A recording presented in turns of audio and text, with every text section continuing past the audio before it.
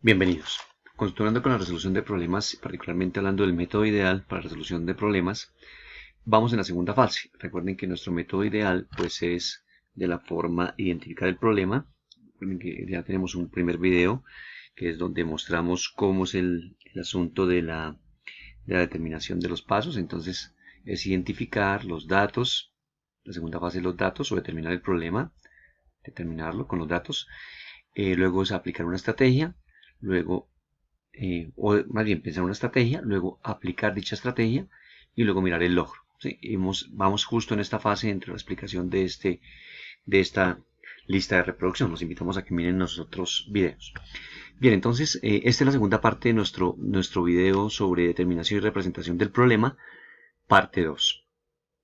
Pues bien, entonces en los datos vamos a plantearnos algunas acciones pertinentes para realizar esta acción de la fase de determinación de los datos que en principio nos van a permitir realizar algunas preguntas que permitan a los estudiantes y a nosotros mismos que estamos resolviendo algún problema llegar a la zona de desarrollo próximo propuesta por Vygotsky.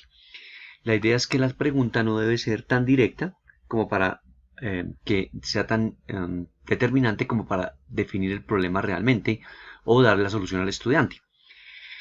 Muy seguramente si uno es el que está resolviendo el problema, las preguntas que le ocurran pueden que estén tan cerca o tan lejos de esa zona de desarrollo próximo como uno pueda tenerlas. Pero bien, en clase, por ejemplo, uno lo que busca es hacer una pregunta que no sea tan directa, pero que guarde una relación próxima con algo que el estudiante puede hacer en esta zona de aquí, que está en su hacer, y que lo potencie para llevarlo a una zona donde él se sienta que no puede hacer. Y él con la pregunta va a estar cada vez más cerca de lograr que este no se puede hacer se puede hacer. ¿Cuáles son las preguntas que sugieren los teóricos en esta fase? Preguntarse, venga, ¿cuál es la incógnita? Si tengo claro eso, o si existe más o una o más incógnitas, tenerlo claro, estoy más cerca del desarrollo. ¿Cuáles son los datos? ¿Qué datos conozco? ¿Existen o no condiciones? ¿Cuál es la condición? ¿Hay condiciones suficientes y necesarias para determinar la incógnita? ¿O faltan cosas? ¿Es la información que me está dando suficiente? ¿Es redundante? ¿Es contradictoria? Si existen restricciones, preguntarse, oiga, ¿es posible satisfacer dicha restricción? Ese tipo de preguntas entonces pueden o modificar el problema o llevarnos a un problema que esté más cerca de algo que sí sabemos resolver. Ahora bien, si es pertinente, o solo si es pertinente, se sugiere hacer una representación del problema. Claro, claramente uno dice, bueno, ¿y cuándo resulta pertinente y cuándo no? Pues eso lo va dando la práctica y la experiencia, ¿cierto? ¿Qué es la representación de un problema? Elaborar tablas, elaborar gráficas, diagramas, esquemas, bosquejos. En cualquier caso, hay que resaltar cuáles son los datos, ya sea como incógnita, variables, que son constantes y si existen o no parámetros. Y se sugiere pues hacer una notación simbólica adecuada, algo que les sea significativo, sin que se cree ambigüedades. Más adelante los ejemplos que vamos a resolver en el desarrollo de esta lista de reproducción, vamos a ver que a veces en ánimo de meter variables podemos estar creando confusiones cuando estemos tratando con otro objeto. Por ejemplo, utilizar la A para coeficiente de una cuadrática y la misma A para área. Pues una debería ser mayúscula, otra debería ser minúscula. Ese tipo de situaciones se pueden presentar. Ahora bien, entonces recuerden que hemos hablado de problemas por resolver y problemas por demostrar. Vamos a retomar nuestro problema por resolver que hemos venido poniendo desde el comienzo de la lista de reproducción. Y dice que Margarita tiene un promedio de 88 en sus 4 parciales de cálculo. Ella quiere garantizar que su promedio final al final del quinto parcial sea 94. ¿Cuál debe ser la próxima nota sobre 100 para lograrlo? Entonces uno podría, por ejemplo, en este tipo de problemas, mirar que estamos sacando el promedio de 4 cantidades y que en esas 4 cantidades, una representante puede hacer esto, 4 cantidades, y tengo una quinta que tampoco conozco. Voy a ponerla de esta manera. Y sabemos que si lo vemos entre 5, debe ser igual a 94. Pero sabemos que en promedio tiene, hasta este momento, hasta los 4 primeros parciales, tiene 88. Entonces uno podría pensar que todas sus notas son 88. Pero claramente alguien podría decir, no, pero es que eso no necesariamente es cierto. Y pues claro, tiene toda la razón. Podría ocurrir que en la primera nota tenga 88 en la segunda tenga 89, ¿cierto? 89. En la tercera entonces tendré que tener 87, ¿sí? Y en la cuarta pues 88.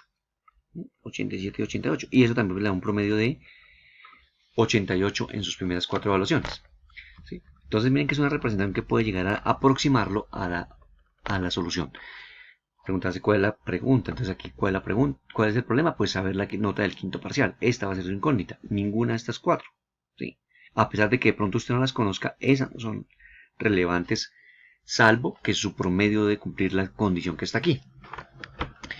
Ahora bien, en los problemas por demostrar, entonces, en el que tenemos en nuestro caso particular, podríamos empezar con una representación de la situación, ¿cierto? Entonces, plantear haciendo un bosquejo o una representación un poco más detallada.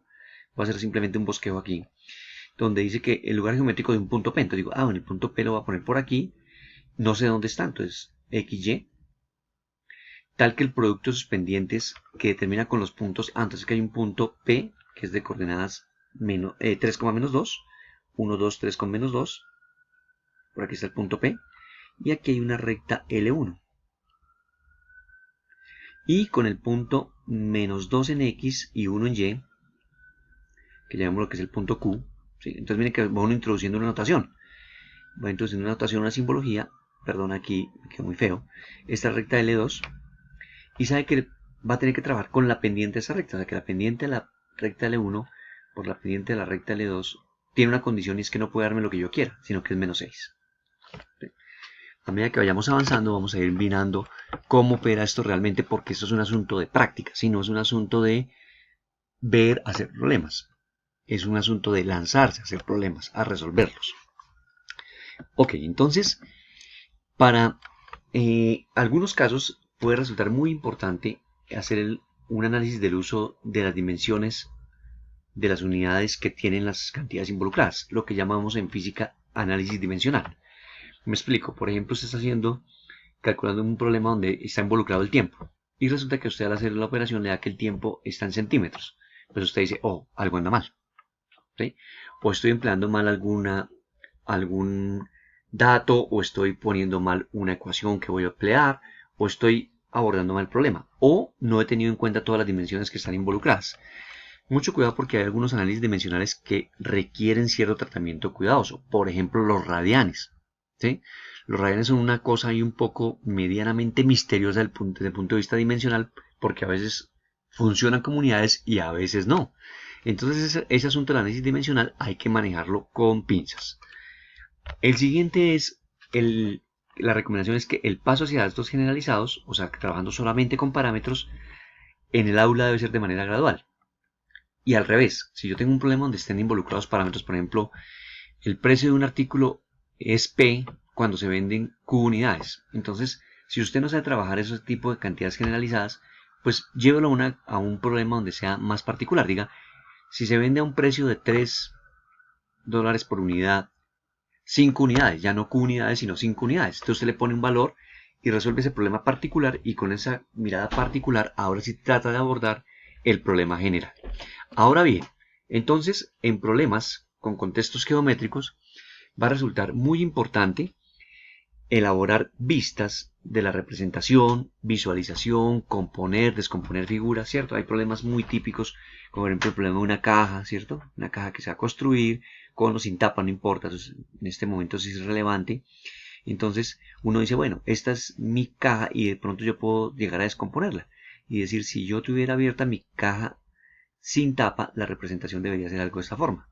Disculpen ahí un poco la fealdad del dibujo, pero y con tapa pues debería ser algo de esta manera, ¿cierto? Entonces tengo estas mismas 5 tapitas de acá, las mismas 5 tapas laterales, pero debe adicionar una superior. Componer y descomponer la figura, mirarla de diferente forma, ¿sí? Son problemas realmente de visualización que le pueden ayudar a elaborar una conjetura y con ello aproximarse a la solución del problema. En eso hay mucha literatura que puede ser consultada. Ahora bien, una última recomendación. El proceso de escribir, miren que lo dejé en una letra diferente porque es una cosa que involucra todo lo demás. Y es que en el proceso de escribir los datos y las posibles representaciones es de vital importancia. Es decir, usted tiene que escribirlo. ¿sí? No basta solamente con leerlo, es decir, una caja, no sé qué, entonces usted hace la representación, se la imagina desbaratada, ¿cierto? Dice aquí, caja abierta, ¿cierto? Caja cerrada, o vistas, entonces a mi vista de frente yo voy a ver esto, ¿cierto?